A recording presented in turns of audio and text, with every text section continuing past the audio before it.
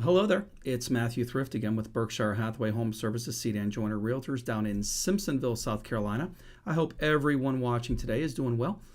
Wanted to go over the SCAR Form 130, better known as the Exclusive Right to Buy Buyer Agency Contract.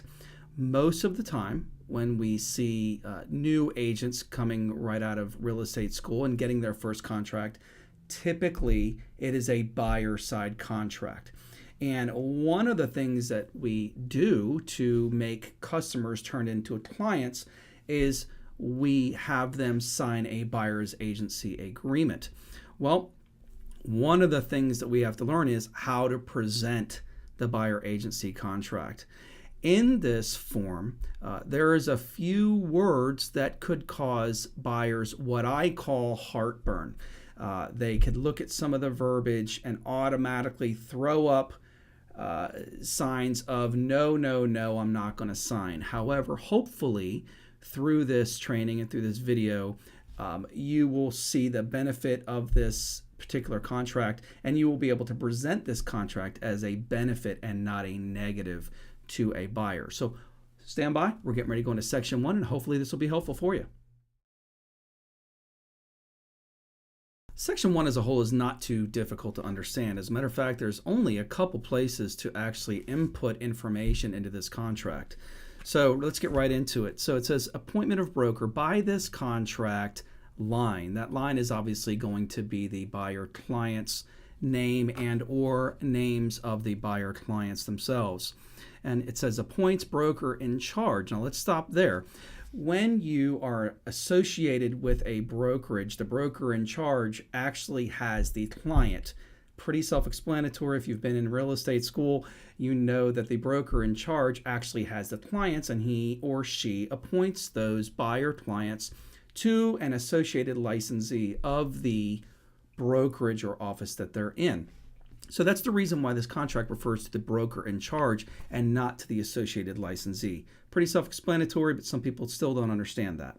Appoints the broker in charge of blank company. So if you're with our company, Berkshire Hathaway Sedan Joiner Realtors, that's not a whole lot of room to fit our long name. So I feel in our office it's appropriate at this point, since it's not a marketing thing, to put BHHS Sedan Joiner Realtors Company in that second line as buyer's exclusive agent. And then it goes on, subject to the terms and conditions stated in this contract.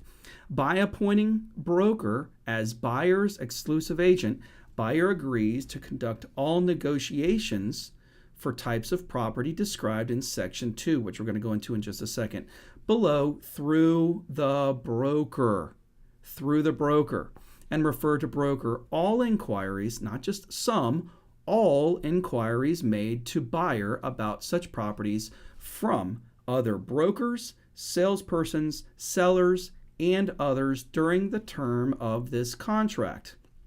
This part is pretty significant to the contract, the last line, and it's in quotes. Negotiation, as used in this agreement, shall mean property shown, negotiated, or information requested by the buyer through broker. So a lot of times we refer to the term negotiation or negotiated as buyer submits an offer goes back and forth between buyer and seller, and that's the negotiation. Well, in this particular contract, the term negotiated refers to properties shown, information that the buyer has requested for the broker to get, and or what we just talked about, the actual negotiation of offers between buyer and seller. So keep that in mind. That's pretty significant throughout this contract, because we're going to see how this can affect other terms of the contract, that simple word negotiated. We're going to go on to section 2, not a whole lot in section 1, so let's go on.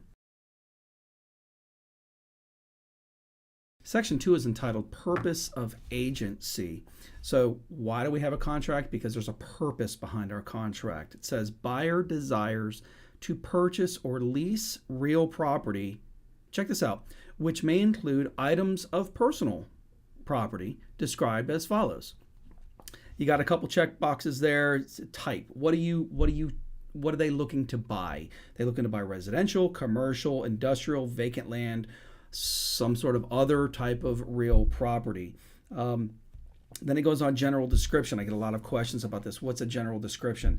Well, I feel as it would be a general description. If you're looking for a regular style single family home, that's what you could write in there. Single family home. It's pretty general. If you're doing commercial, office building, single level, just general terms of what they're actually looking for. Approximate price range is pretty simple as well. If they're looking to spend $150,000 to $200,000, that's the approximate price range where they want to be in. General location, I want to buy a house in Greenville County. I want to be somewhere within Anderson, Greenville, and Spartanburg. Well, if they're okay to all three counties I'm looking, you would write Anderson County, Spartanburg County, and Greenville County. Just a general location of where they're looking to buy. If they want specifically Simpsonville or Malden, you can even write that in there if you want. No harm, no foul. It's just a general location of where they're looking to buy. Preferred terms. A lot of times I see these contracts come in, terms, and the other line there, other, is left blank, and that's okay. But if a buyer comes in and says, I'm going to use a VA loan, I'm going to put my military benefits into place and use a VA loan. If you want to do those terms, I'm going to do a 100% VA loan, or I want to buy in a USDA rural area for that 100% loan, you can write that. Remember, it's just the terms and the purpose of how you're, as an agent, are representing to this person, this buyer client. So we're going to look for a general single family home in this general price range, in this general location, utilizing this specific type of term. A lot of questions about this. If just for lack of a better way of thinking today, other, well, I want to have a pool in the backyard. You can put in the other terms there. A single family home in Malden, South Carolina, between $150,000 to $200,000, and other, but it has to have an in-ground pool because I like to swim. So just fill that out there, general terms, so both buyer, client, and agent or associated licensee knows exactly what they're looking for and what the terms of this contract are. Section 3 talks about the broker's or associated licensee's duties to the buyer client. What are we, as associated licensees, going to do for our client in relation to this contract? In Section A, it says the broker shall provide a meaningful explanation of agency. Let's stop right there. When have we done that? We've done that when we've gone over the South Carolina Disclosure of Real Estate Brokerage Relationships document, and we've given that buyer a total explanation, meaningful explanation of what is single agency, what is dual agency, what is designated agency, what is disclosed dual agency. That's a meaningful explanation that the buyer has a basic understanding, and hopefully a good understanding if you've explained it properly, of how agency works in this state. Let's go on. Explanation of agency, and shall use brokers' professional real estate knowledge and skills to represent the buyer in a diligent and effective manner and to locate property which is available for purchase or lease and suitable to the buyer. Section B, if the broker is not representing the seller, the broker shall represent solely the interests of the buyer in all negotiations and transactions regarding the acquisition of real property and repudiate or disengage or not accept any agency or sub-agency relationship with the seller or company representing the seller, and shall not claim the sub-agency compensation offered to the selling broker in the multiple listing service. So once again, the word repudiate, which means you're going to not accept or deny. You're representing solely the interests of the buyer and you're not working with the seller's agent of another company. Section C, If the broker represents the seller as well as the buyer, otherwise known as what? Disclosed dual agency, the broker shall not, in bold, shall not disclose to the buyer information obtained within the confidentiality and trust of the fiduciary relationship with the seller. If the seller tells you something, you know it's confidential. You can't go right back to the buyer if you represent the buyer too and say that even though you have this contractual relationship with them. Nor disclose to the seller information similarly obtained from the buyer without consent of the party adversely affected by the disclosure. Again, if you represent the buyer and they say something to you, you can't go back to the seller and let them know what they said under confidentiality rules.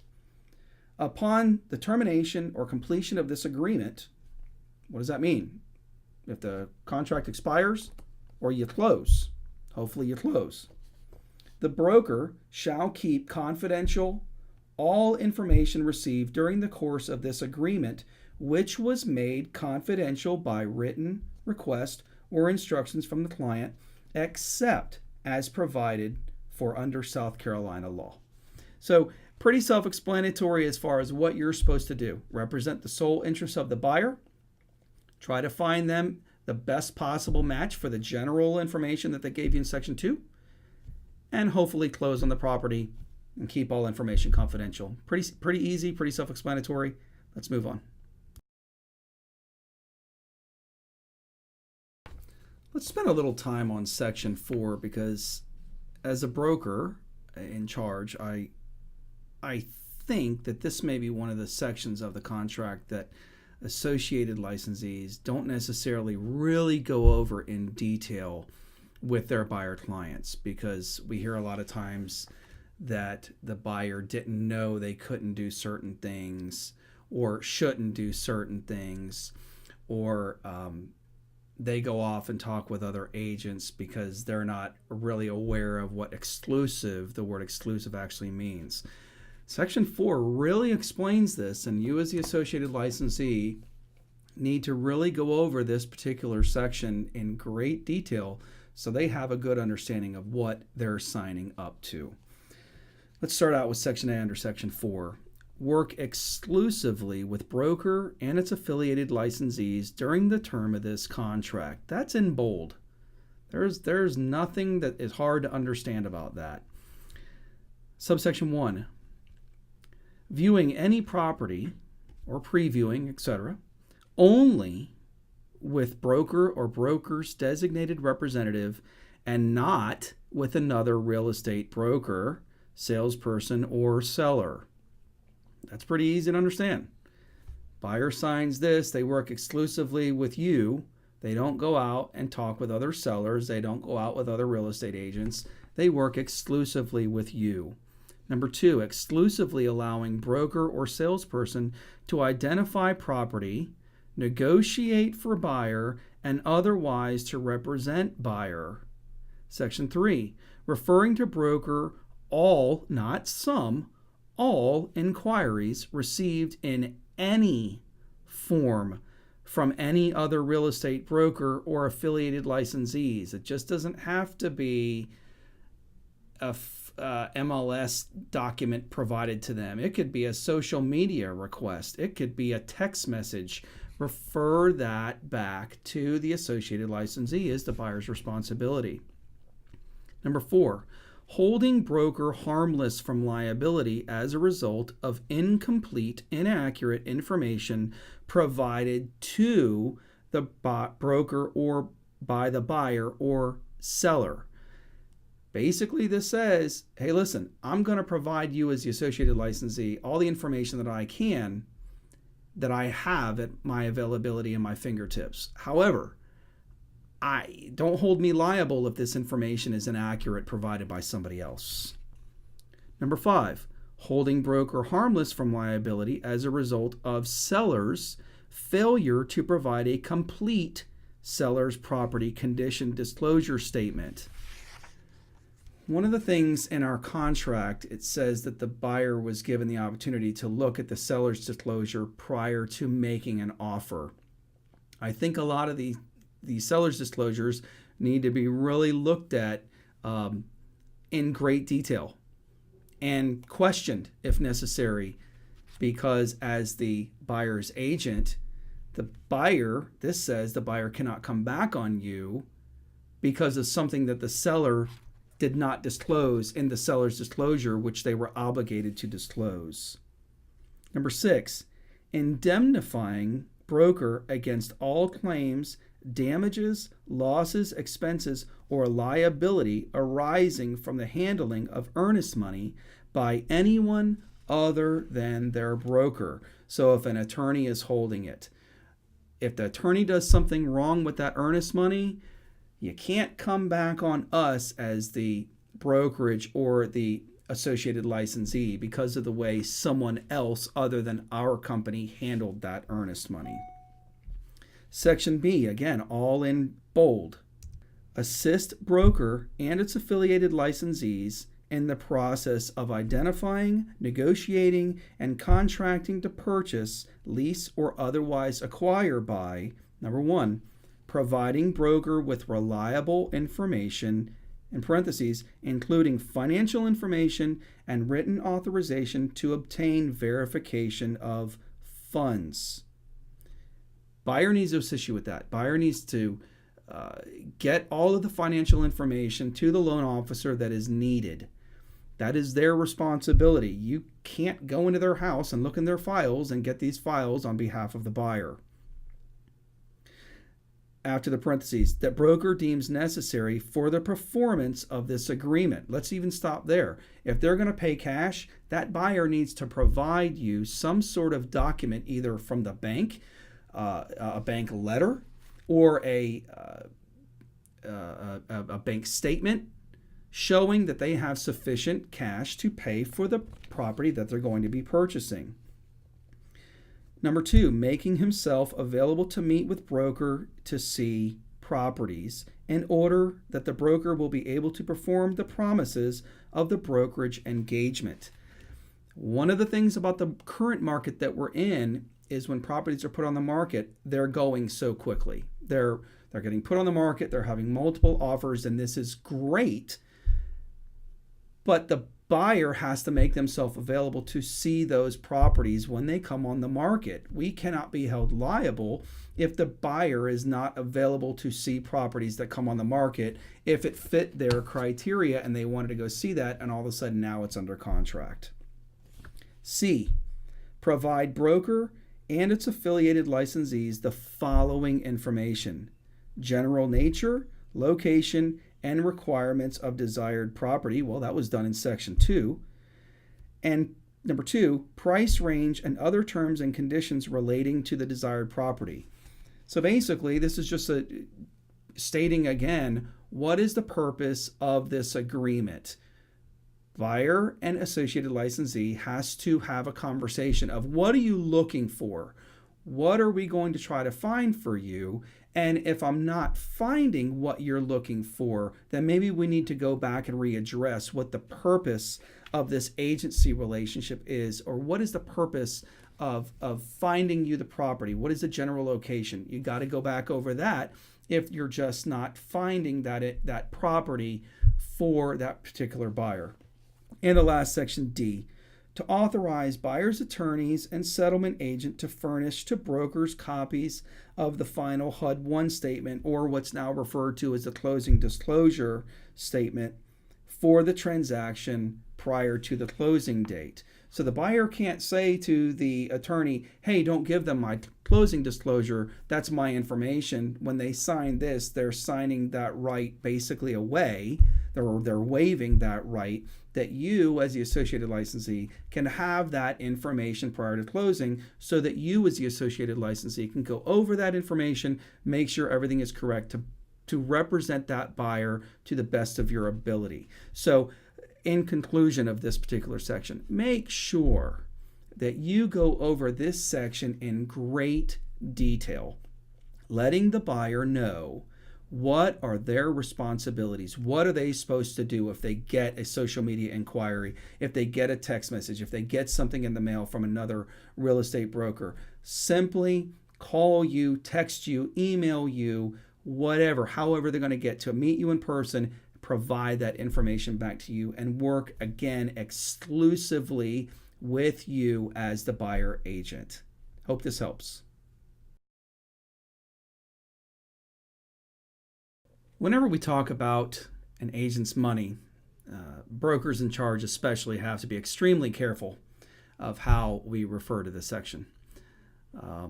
So I already know going into this section that there's probably going to be some negativity or negative comments.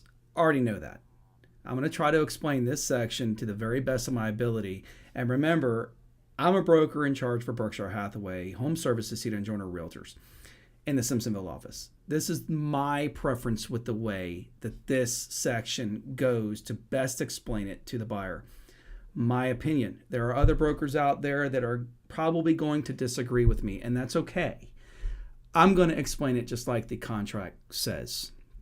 So whatever your broker decides to do or say, please go by that broker's information. Remember, I broker the Simpsonville office. This is the way I present this to people or agents in my office.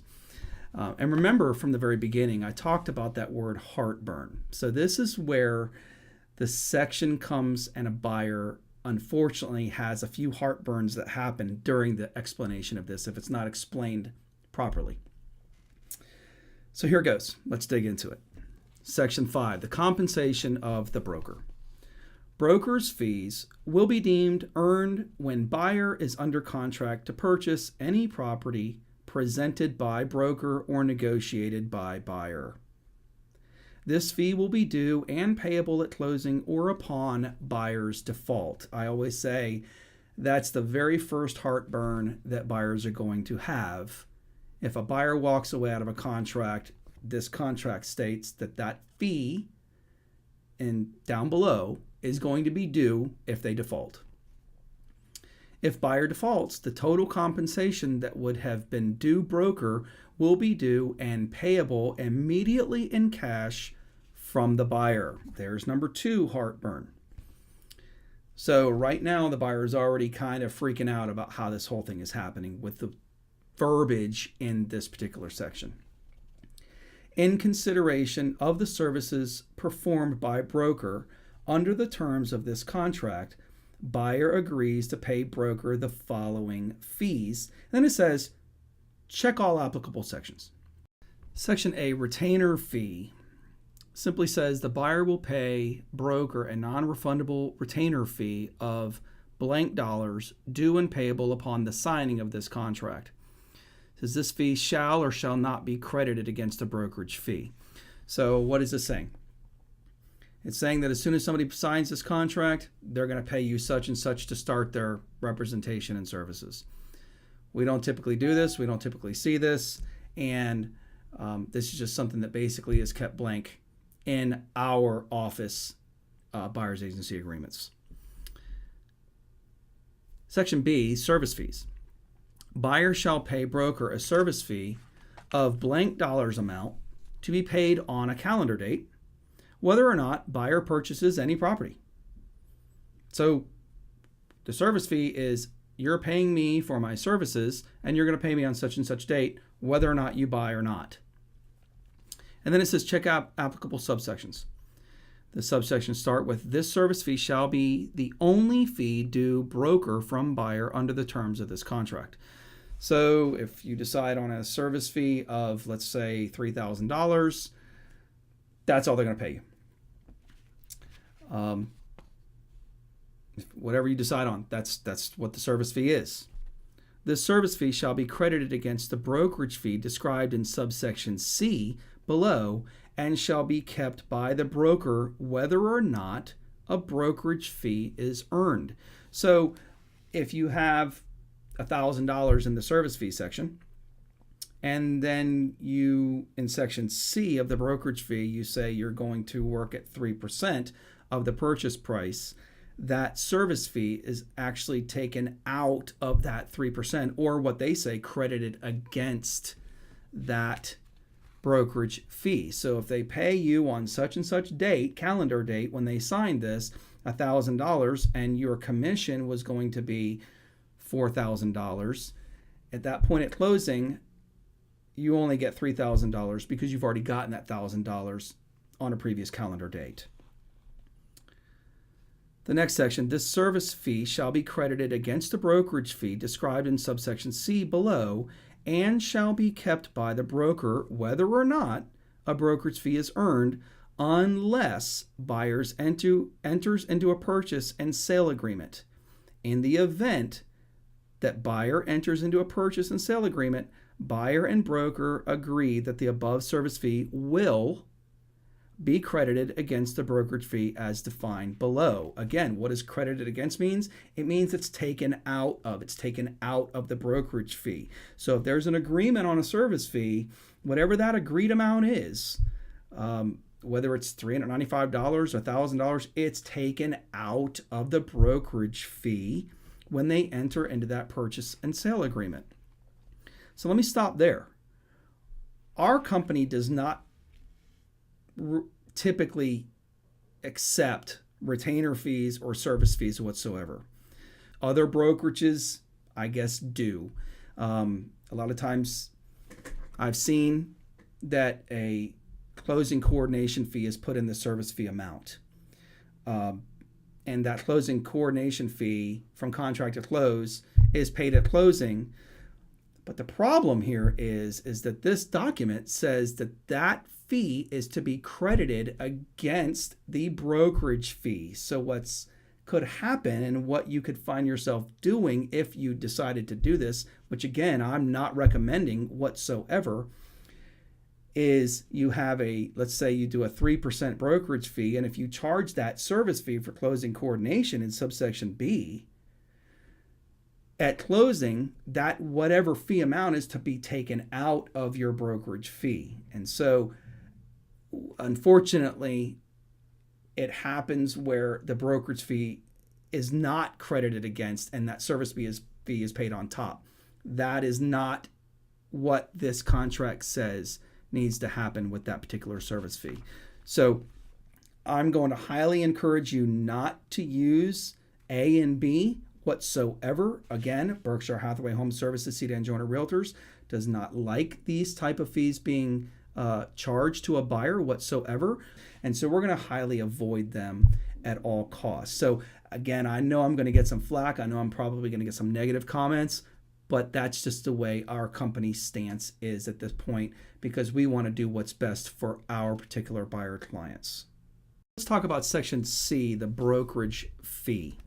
Buyer shall pay broker a brokerage fee, which is the greater of blank dollar amount or a percentage of the purchase price or total lease price and renewable if applicable relating to the lease of any property purchased or leased by buyer, including for sale by owner properties. Okay, let's stop. So a lot of times these buyer agreements are signed prior to ever seeing a property, especially prior to ever seeing a lot of times for sale by owner properties. So what's the deal here? So since it's a for sale by owner and it's not in the MLS, you as the agent do not know what the for sale by owner a lot of times is going to offer you to bring a buyer to them, or if they're going to offer you anything at all. So if you put a dollar amount or a certain percentage amount in there and your buyer decides to negotiate with a for sale by owner, you may have to renegotiate with that for sale by owner of the amount that you're seeking in this particular section, because later on in this section, if the for sale by owner does not pay you the compensation that you have agreed upon with the buyer, this section says that the buyer is going to make up that particular percentage or dollar amount. So just be cognizant of that when you're filling this out. It goes on to say, if within blank days after the expiration of this contract, buyer purchases or leases any property which broker has negotiated during the terms of this contract, buyer will pay broker the brokerage fee stated above. So let's say you negotiated a property with a buyer buyer leaves the contract, buyer basically abandons you and goes back to the for sale by owner, or goes back and uses another real estate agent to purchase a property that you negotiated with. And what does negotiation mean in this contract? As used in this agreement shall mean property shown, negotiated, or information requested by buyer through the broker. That means that that buyer is on the hook to pay you for the brokerage fee because you had negotiation during the time they were under this contract. If they abandon you in this contract or try to get paid or try to buy through another real estate agent or brokerage firm. It says broker shall use his or her best efforts to obtain payment of the brokerage fee out of the transaction, but buyer shall have the obligation to pay broker the brokerage fee set forth in this contract if broker cannot obtain payment of such fee out of the transaction. Any fees paid by the seller or seller's agent shall be credited against the brokerage fee. So what is that saying? If you have a 3% commission amount here, brokerage fee, and your buyer negotiates with a property in the MLS that's only paying a 2.5% commission, this contract states that that buyer is obligated to pay you that other 0.5% if you are unable to negotiate with the listing agent to go up to your brokerage fee in the amount of 3%, what you put in there. Again, I'm going to use the word heartburn. This gives buyers heartburn because they feel that they should not be paying you, because more than likely the conversation has already been said that the listing agent pays you when you take them to that house. So this is where we wind in with a little bit of problems here, and buyers don't like to see that they're going to have to pay you more than what you were making out of the transaction or obtaining out of the transaction if the cooperating broker doesn't meet the amount that you put in this brokerage fee percentage or line. So that's why I get a little bit concerned about this particular section, because again, this can give buyers some heartburn. As we're in this section too, you have to be extremely cognizant of the fact if you put a certain percentage, for example, let's use the 3%. If you put a 3% brokerage fee in here and you then go look at a new construction property, for example, and the builder is offering 3.5% or 4%. There's even one builder in this local area offering more than that right now. If you have an agreement with the buyer that your fee is that amount, that 3%, in reality and theoretically by contract, you cannot accept more than what you are charging this buyer. If the seller offers you that 5% or whatever the case may be, 3.5%, in reality, this contract states that you're only working for 3%, and that extra incentive should go back to that buyer for their benefit, for their financial benefit. Okay, so again, I'm going to get a lot of heartburn, a lot of brokers maybe even commenting negatively about my comments here. However, that is what this contract states. You're working for this amount. If you're offered more, you either need to renegotiate with your buyer to say, this particular seller is offering me more than our contract is at this current time. Will you allow me to accept this amount? And if you do, we need to amend this particular buyer contract to allow me as the agent to accept more than what we initially agreed upon. I know that's heartburn for you, but that's just the way it is, to make sure that you, as the associated licensee, are following the terms of this contract and protecting your buyer client as the Code of Ethics says that you are to protect them. Now, Section D. This is my favorite section as the broker in charge of the Simpsonville office, as a broker in charge in general. for the state in the state of South Carolina. I like the way subsection D is worded because it takes a lot of that heartburn out of the equation. Let's look at it. Brokerage fee. Broker shall obtain payment of the brokerage fee out of the transaction. Broker shall be paid by the cooperating broker as stated in the multiple listing service or as agreed upon to by the broker and cooperating broker or as agreed to by the broker and seller in a for sale by owner transaction. Period. Stop. Whatever's in the MLS, whatever the listing agent said they're going to pay you, whatever the for sale by owner said they're going to pay you, that is what you're working for in subsection D. I love the last line of this section. Buyer shall not, let me repeat that, buyer shall not be responsible for paying broker the brokerage fee. So all the above information and wording in this particular contract that has given that buyer that heartburn where they say, no, I don't want to sign this. No, I'm not going to pay you if they don't offer you this amount if you can't get it out of the transaction. No, I'm not going to pay you, blah, blah, blah, blah, blah. This states right here in section D, buyer shall not be responsible for paying broker the brokerage fee. And this particular section allows you to get paid whatever is being offered to you from the A, for sale by owner, or B, whatever is offered in the MLS, or C, by that builder that's offering you maybe more than what you initially possibly were to agree upon if you check subsection C. So again, let me say this one more time. I know I'm probably going to get flack from brokers, from agents all around the state. Maybe so.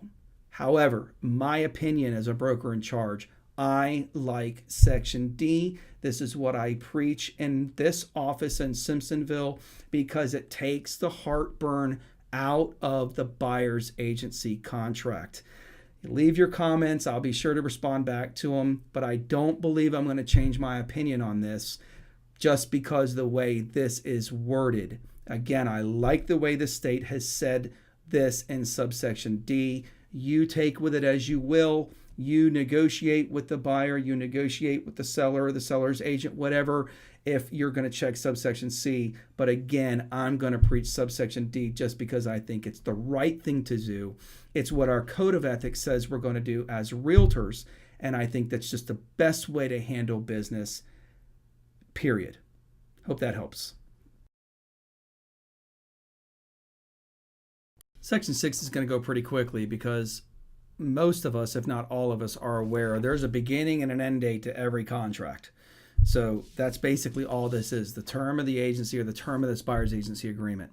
Broker's authority to act as buyer's exclusive agent under the terms of this contract shall begin on calendar date and shall end at 11:59 on calendar date. However, what's not said here is a misconception. Once you close on a property, once you fulfill the obligations of this contract, it's done. So if you have a 6-month agreement and you close on a property within 3 months, that buyer is no longer obligated to this contract and is no longer obligated to you, and you're no longer obligated to them. I think there was a misconception not too long ago about the fact that the buyer's agency agreement continued on after closing. That is false. It does not. Once that closing occurs and you fulfill the obligations of the closing and finding the right property for the buyer at closing, you are no longer, or that buyer is no longer a client. So just wanted to get that out there. Just take care of some misconceptions. But again, it starts here, ends here. Once you close, it's done. Hope that helps. Section 7 of the buyer's agency agreement is going to look very familiar to you if you've ever seen an exclusive right to sell agreement, because the wording in here is exactly the same way in the exclusive right to sell agreement. And basically, it is very simple to understand, and but we'll tackle it anyway. Number 7, consent to disclose dual agency or designated agency and initial all applicable choices. That very first line, buyer acknowledges receiving an explanation of the types of agency relationships that are offered by brokerage and a South Carolina disclosure of real estate brokerage relationships form, which is the LLR form, at the first practical opportunity at which substantive contact occurred between the agent and the buyer. When they sign this, it's their signing or their initialing that you have gone over that document, they've been given that document, they've been given a meaningful explanation of agency, and that particular LLR document has two signature lines on it. It's not a forced thing. Buyers do not have to sign it. But that just shows, or at least helps to show, that you as the associated licensee did your due diligence, did what state law requires you to do, discuss a meaningful explanation of agency. They sign that has been done. They're provided a copy. Here's a little tip for you. If you're going to present that document, that disclosure of real estate brokerage relationships, it would be my opinion, if you're going to do this signature or go over this in person, have 2 copies. Provide them a copy and then have them sign your copy if they will. Again, you cannot force it. It's an LLR document, but if they're willing to sign that you have went over that with them, have them sign that. And then when they initial this agreement, they're just restating, yes, you as the associated licensee did your job according to the state of South Carolina real estate law, that you described to them and went over a meaningful explanation to them. It goes on. Buyer acknowledges that after entering into this written agency contract, agent might request a modification in order to act as a dual agent or a designated agent in a specific transaction. Doesn't say all transactions. It says in a specific transaction. And it says if asked. Then you got 2 more lines there, lines 2 and 3.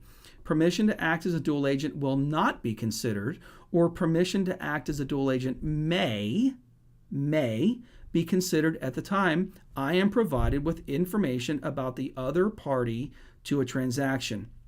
If buyer agrees, buyer will execute a separate dual agency agreement.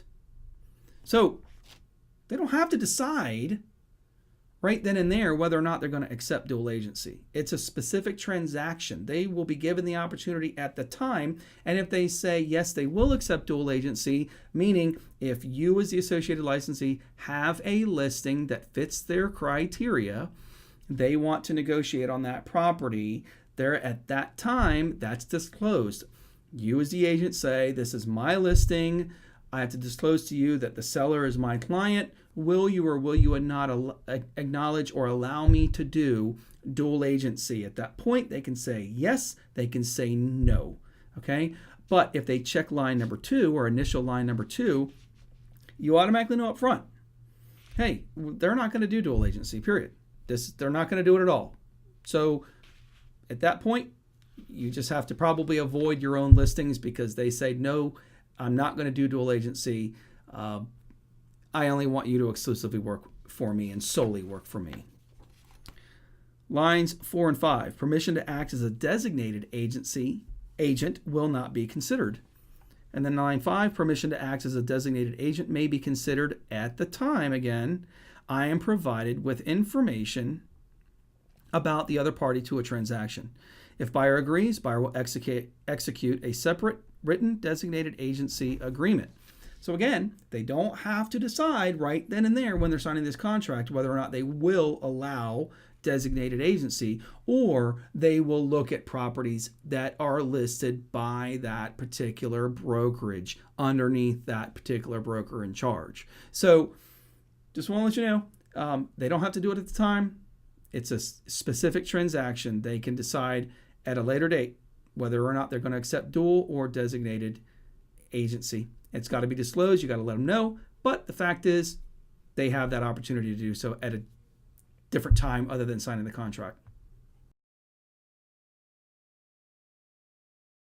Section 8 deals with the fact that you as an associated licensee are going to find yourself working with other buyers, probably, hopefully, multiple buyers, and have contracts with those multiple buyers. But there's a specific thing I want to bring out here that we'll address because of the new license law that came out not too long ago. Section 8, other potential buyers. Buyer understands that other potential buyers have entered into similar agency contracts with broker, which may involve the purchase or lease through broker of the same or similar property or properties as buyer is attempting to purchase or lease. Buyer consents to broker's representation of such other buyers. Broker agrees not to give buyers confidential information to such other buyers and not to give such other buyers confidential information to buyer unless otherwise agreed. Okay, so pretty standard section here. You as an agent, you're going to be working with multiple buyers. That's the goal, right? To work with as many buyers or sellers as we possibly can. So each buyer has to understand that, yes, you're working for them solely, but you have other clients as well. But what happens when buyer A and buyer B that you have contracts with decide to decide to want to offer on one particular property? Let's use the standard example, 123 Main Street. Buyer A, buyer B is looking at that same property and they want to offer on that property. What do you do in this situation? Because you got to work solely in the best interest of your clients. Buyer A, buyer B. So the state of South Carolina has this cool form called the Multiple Buyers Disclosure Form. Let's look at it. What happens? Number 1, multiple buyers. The brokerage and its associated licensees may represent multiple buyers who are interested in purchasing the same real properties. The brokerage and its associated licensees, acting as a buyer's agent, may offer the same property or properties that interest the brokerage's buyer client to other potential buyer clients. The brokerage and its associated licensees will not and shall not give confidential information of one buyer client to another buyer client. So, not only does the buyer's agency agreement state it, now we've got another disclosure to go along with your buyer's agency agreement. It basically says, hey, 123 Main Street is up for grabs. Buyer A, buyer B, you both want the same property. We can do this, but we have to disclose it. That's what this form does. Number 2, confidential information. For the purpose of this agreement, confidential information is defined as the terms of the buyer client's offers, the willingness and or ability of the buyer clients to pay more than the offered price, the negotiating strategy of the buyer clients, and motivations of the buyer clients to buy. You can't talk about that information. Price, negotiating strategy, and motivations of each buyer. You can't tell that to anybody. So just keep that to ourselves. Number 3, other potential buyers. Buyer understands that other potential buyers have entered into similar agency contracts with broker that may involve the purchase or lease through the broker of the same or similar property or properties as buyer is attempting to purchase or lease. Buyer consents to broker's representation of such buyers. So each buyer in that situation has to say, okay, I understand buyer B, I'm buyer A, want to offer on 123 Main Street. Both buyers have to sign the multiple buyer disclosure to let them know you're offering on the same property with that same agent. Now, the big bold print there, parties are solely responsible for obtaining legal advice during the contract negotiations and transaction. Real estate licensees recommend obtaining legal counsel. So we always recommend obtaining legal counsel before buyers or sellers sign something, because we're not attorneys. They want to have legal counsel to explain anything to them that they need to have explained to them. By all means, we're recommending that. But I don't think this happens a whole lot. As a matter of fact, I haven't seen it happen as of yet. Maybe it has. I'm sure it probably has somewhere in the state, but it hasn't happened in this particular office. But if and when it does, You just need to make sure that the buyers are okay and sign the disclosure that they will allow you to represent them on that 123 Main Street, that same property that both buyers want. Disclose it. Disclose, disclose, disclose. Just make sure you do that. If everybody's okay with that, then you move on. You represent both clients. You can't talk about price, terms, and motivation. Just leave it alone. And then move on and represent both clients to the very best of your ability to be the very best realtor, real estate agent that you can be for the company that you are with. Hope that helps.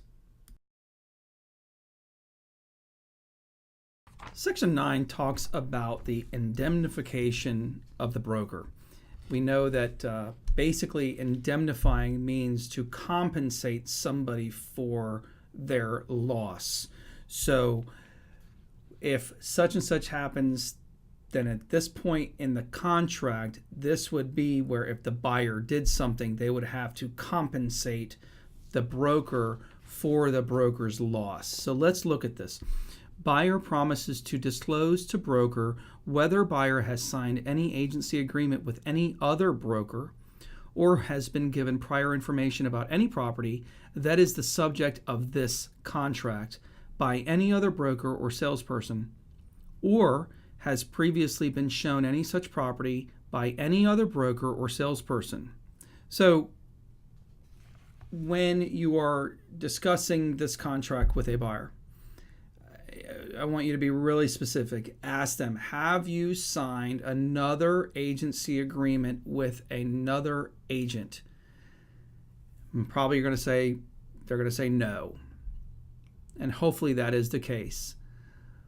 But really delve into that. Make sure, try to ask them and make sure that they have not signed another agency agreement. First of all, we don't want to violate ethics. But secondly, this section of the contract, if they did sign another agency agreement and we didn't know about it and they didn't let us know, that other broker, if they signed this same thing, if that broker incurred any loss, they could be subject to having to pay back that broker's losses. Okay? The same thing goes for us. If we sign up a buyer and they go with another agent with another company and sign another agency agreement and we incur loss, theoretically, that buyer is technically set to indemnify us for any losses that we incur. Does it happen often? No, but this contract says that it could. If buyer fails to tell broker about such other brokers or salesperson's involvement, and broker incurs any loss or damage as a result of any claim being brought against him on account of such involvement due to no fault of broker, then buyer shall pay broker all such losses and damages incurred by broker because of such claim. Basically, what I want to get across here, make sure that you ask and you delve into the fact, if you're signing up a buyer, make sure that they do not have an active agency agreement with another agent.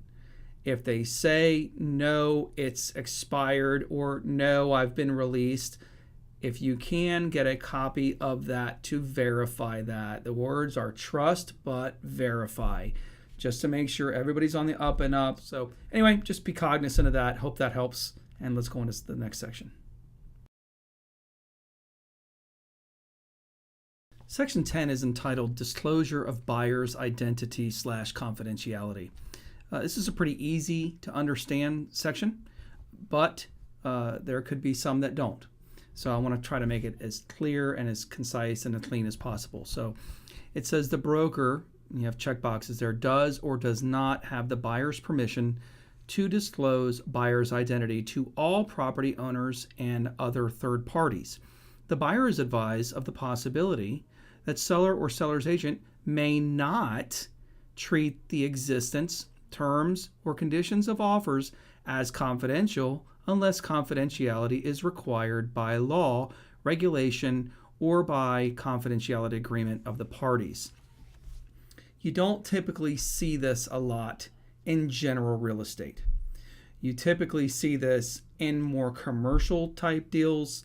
Let's take, for example, and I'm not going to say a name on this particular video, but a big box store or a big grocery market chain, and they're going to come into the upstate and they're going to purchase a piece of property or a building, and they don't want their name and information given out so that the local public knows that they're coming in.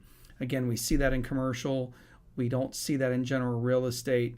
It's just a protection thing. So most of the time we see people are okay with the fact that you give their names of Mr. and Mrs. Smith or whatever the case may be on the contracts.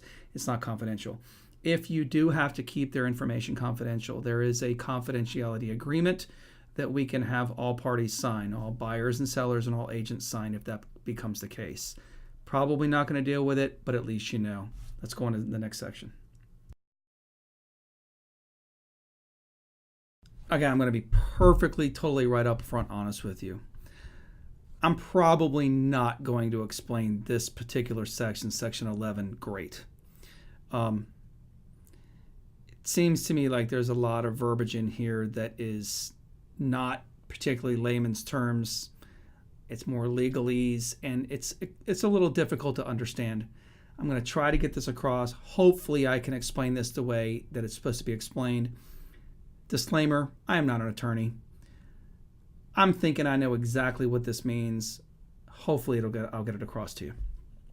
Let's read it, and it's a lot of reading.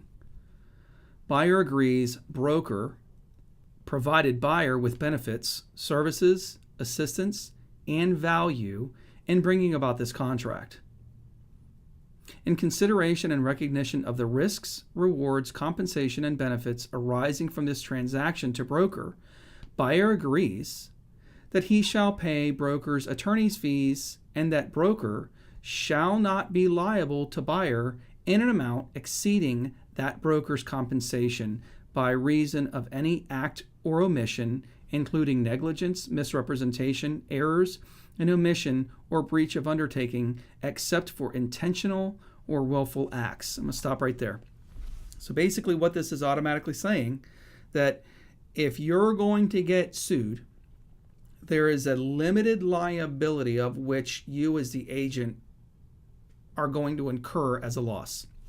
If you're going to get sued, what this contract states is that you're only liable for the amount that you would make on the transaction that you would have been making if everything went okay.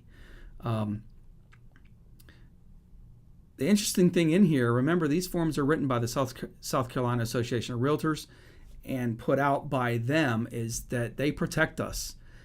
If you saw there, it says buyer agrees that he shall pay broker's attorney's fees. I'm sure buyers don't like to hear that, but if they're going to sue us for that reason, that they're going to pay our attorney's fees to have our attorneys represent us.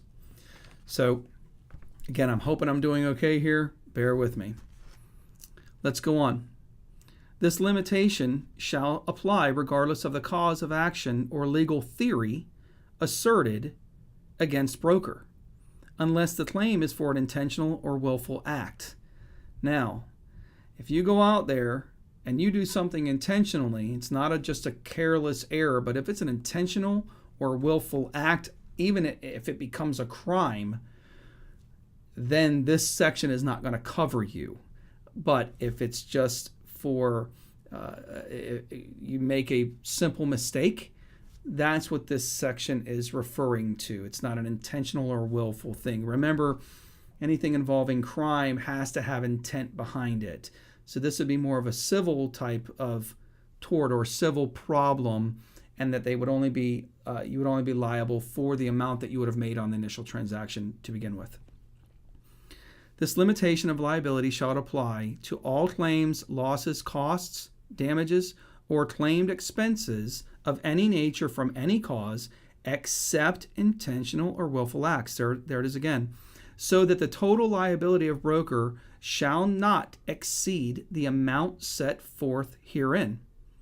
Buyer will indemnify, remember what that means, buyer will pay for loss, and hold harmless and pay attorney's fees for broker from breach of contract, any negligent or intentional acts or omissions by any parties, inspectors, professionals, service providers, contractors, etc.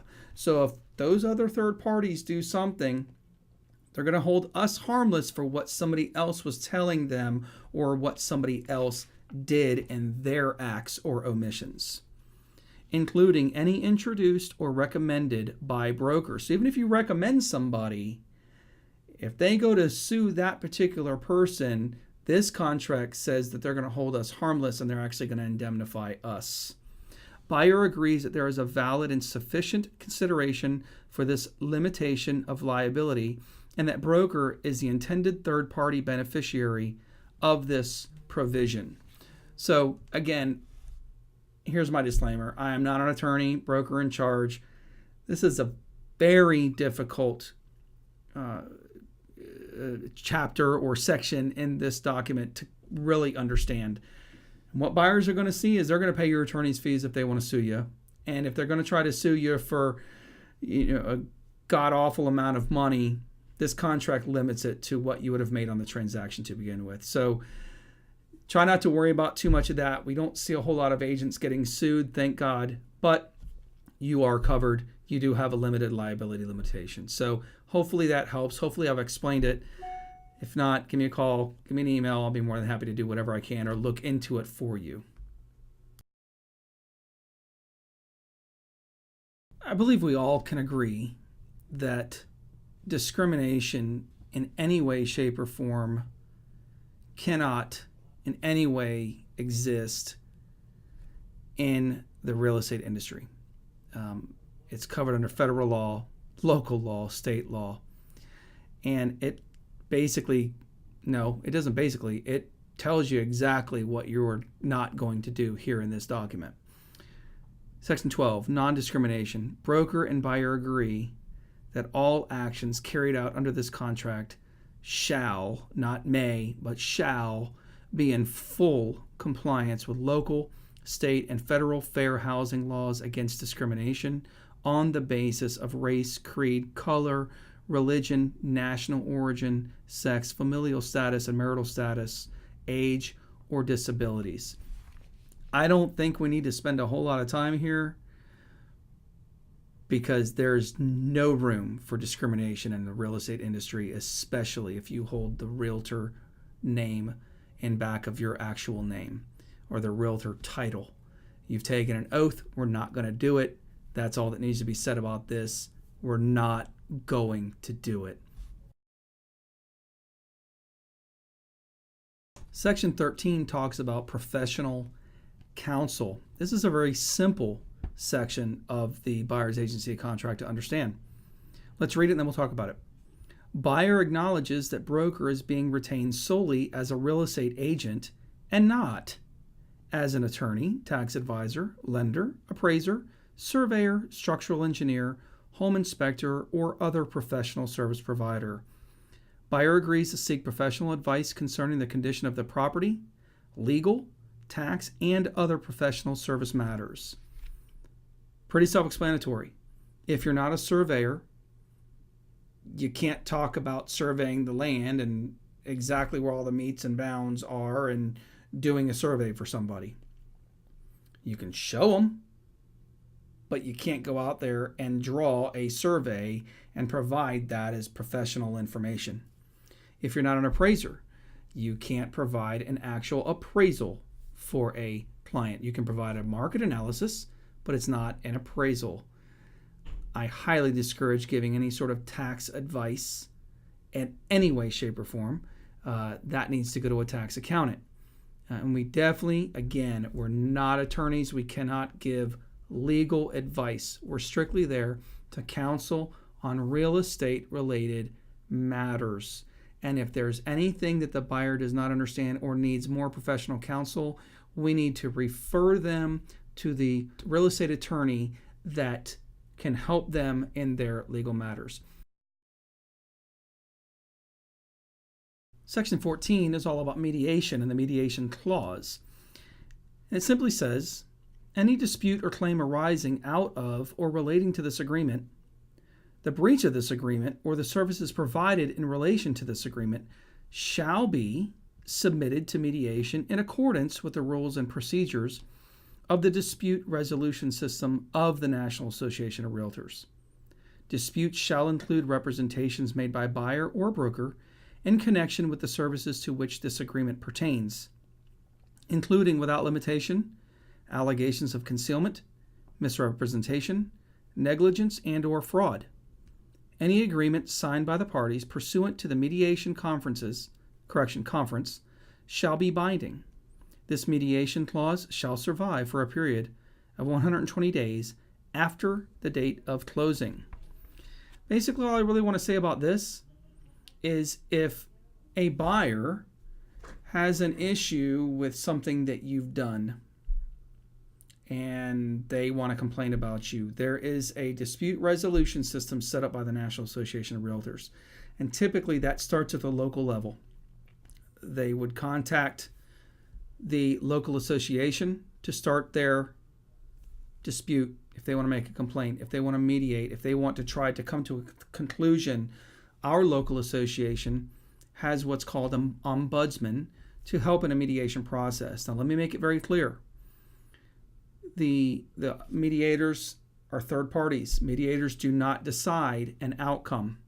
Mediators are there to simply mediate the two parties to find out if the two parties can come to a conclusion about what the other or both parties are wanting out of the resolution.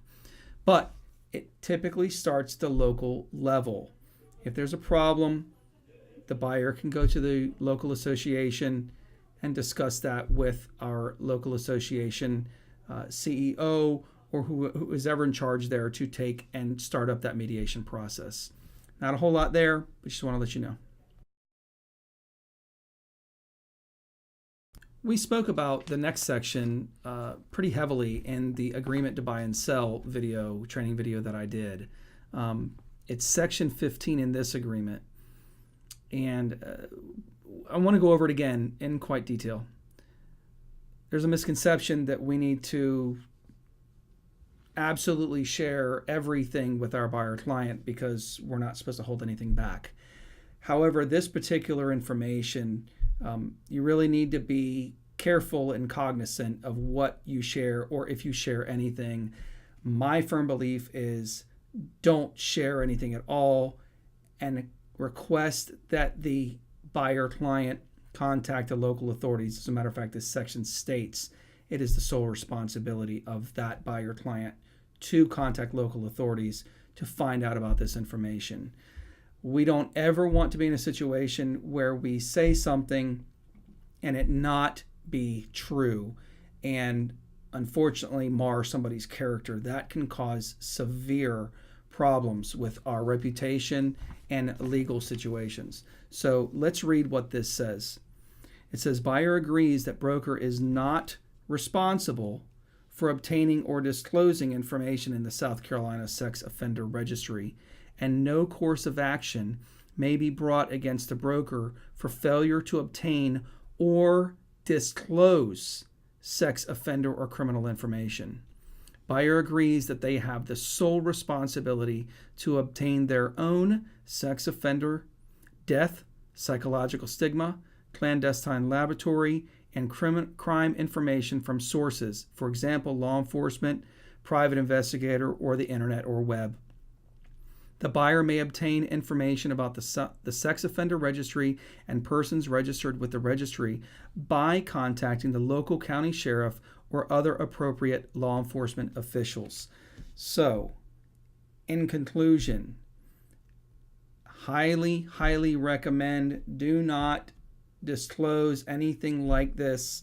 Lead them to the appropriate authorities that have that absolute knowledge and have the ability to discuss those type of crime stats, sexual offender stats, the registry, things like that.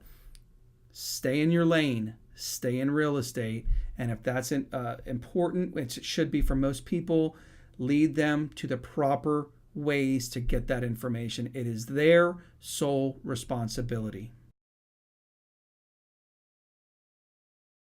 Well, unlike any other contract or agreement that we see, if it's signed by both parties, there is a binding portion of the contract when two parties agree.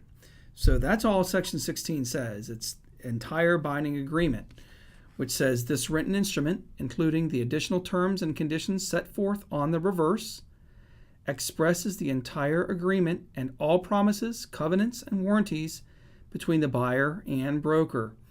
It can be changed only by a subsequently written instrument signed by both parties. So what would that be? You can use a blank addendum if you needed to change a portion of this contract. You can line out and initial any changes, all parties, to the contract. Just like any other contract that we have, if there's going to be a change, either use an addendum or just scratch out, have everybody initial the change and agree to the new terms and amend it. No big deal. But just so you know, once all the terms are agreed upon, it becomes a legal binding contract, just like every other contract that we have in real estate. So there's nothing to really read in Section 17 because I don't know about you, but I can't read blank lines. I basically sit there in silence just by looking at blank lines. But this gives you, the agent and the buyer, the opportunity to write in a contingency. What in the world are you going to write in here, you say? So what's a contingency in a buyer's agency agreement? I don't have a whole lot of examples, but I can say this one. If you got a buyer moving in, let's say from out of state, and they're going to a job interview and they are wanting to look for houses and they sign a buyer's agency agreement for you to be their exclusive agent, and they are unsure, let's say they're unsure about getting that particular position, they can actually write a contingency based upon the fact of, if I don't get the position at ABC company, this contract becomes null and void. At that point, if they don't get that job, then there's no contract. That's a contingency. They didn't meet the job. They didn't. So therefore, the contingency is they had to get the job in order for the contract to continue on, but they didn't get it, so the contract becomes null and void. So that's an example that I use. I'm sure there's other ones out there that most people smarter than me can probably put something in there and use it for your and your buyer's best interest. You know, I think in this day and age, 2018 being the year, I think we're used to the fact that electronic signatures are here, that we're signing things through email, on PDF documents, and all sorts of other types of digital media. So this section doesn't really take an extremely intelligent or rocket scientist to understand. It says the parties agree that this agreement may be communicated by the use of a fax or other secure electronic means, including but not limited to electronic mail and the internet, and the signatures, initials, and handwritten or typewritten modifications to any of the foregoing shall be deemed to be valid and binding upon the parties as if they were the original signatures. Initials and handwritten or typewritten modifications were present on the documents in the handwriting of each party. So basically, they've allowed us to use any sort of digital electronic means, fax, or whatever to sign. It does not have to be, like we used to say in the old days, if there is old days for me, it doesn't have to be in blue ink and the original signature is wet ink. So use your digital technology out there. It's still legal and binding. It's still valid. Hopefully that helps. So as we conclude this training video, there's just a few more things that I want to go over, and we will just take a look at this last bolded and capitalized paragraph, because this is pretty significant and important. This encompasses real estate South Carolina law. So it says this is a legally binding agreement. Buyer shall seek further assistance if the contents are not understood. Buyer and broker acknowledges receipt of a copy of this agreement and a copy of the South Carolina Disclosure of Real Estate Brokerage Relationships form. Buyer agrees to receive communications from broker at the email address, phone, and fax number listed below. Okay, so here's what I see a lot of times in these agreements. I see they're filled out, everything is kosher, and I see a buyer's signature, I see a date and time. But most of the time, I don't see email, phone, or fax. Okay, let's be honest. A lot of people don't have fax machines anymore. It's kind of older technology, but most people have an email address. There are some exemptions, okay? We all know that. But almost everybody has a phone number, okay? And so we need to be putting in the information that these agreements are calling for. God forbid something happened to you as an agent, and me or your broker that you have needs to contact your buyer client. It's just common courtesy. Help us to help you. God forbid something happens, you get sick, and we need to make sure that we contact your client and you're unable to speak. We can go right to this agreement. It should be in the brokerage once it's executed. That's real estate law as well. All executed buyer's agreements shall be in the brokerage once they are executed. Another thing I want to say here, don't hold on to these things.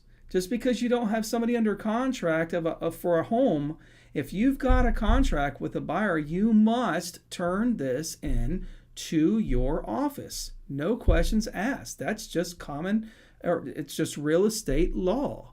We've got to have it. The broker in charge has to know what agents have contracts with buyers at the time. If LLR were to come into the office and do any sort of audit on us, we need to know. I'm very pleased to say that I don't have a lot of problem here in the Simpsonville office by getting buyer's agency agreements in. That's just something that's been done, and I appreciate everyone who does that. But if you're holding on to these agreements, don't do it. Do your broker a favor. Get these agreements in. One other thing, too. Make sure that every page of this agreement, there's 4 pages, there's initials at the bottom of each page. Make sure your buyers are initialing each page. And guess what? Make sure you are initialing each page. See, the buyer's agent a lot of times will sign it, but they won't initial the area where it says broker. The broker has given you the authority to sign and initial those areas. I know I have. I'm sure other brokers have too. So just be cognizant. Be better. Be above the bar when it comes to professionalism. Be that agent that everybody says, wow, that's a great agent. And this document right here can help you do that and help set you above the bar of the general agent out there that's not doing the things that they need to be doing. I hope this video has helped you. If there's any questions I can answer, by all means, comment down below. Let me know. I'll be more than happy to do so. Again, here's my disclaimer. If I am not your broker, please always consult your broker. I want to make sure that you are doing exactly what they are telling you to do. Again, I just brokered the Simpsonville office, just trying to help out my agents or the agents that are here and the agents in our brokerage firm, Berkshire Hathaway Home Services, Cedar and Joiner Realtors. That's all I'm trying to do. I'm not trying to cause any problems, just trying to help everybody so that we can have the smoothest real estate closings out there and we can best represent our buyer clients the very best that we possibly can do. I hope this helps. Hope to see you around soon. If I can ever do anything for you, contact me. I would love to hear from you. Have a great one.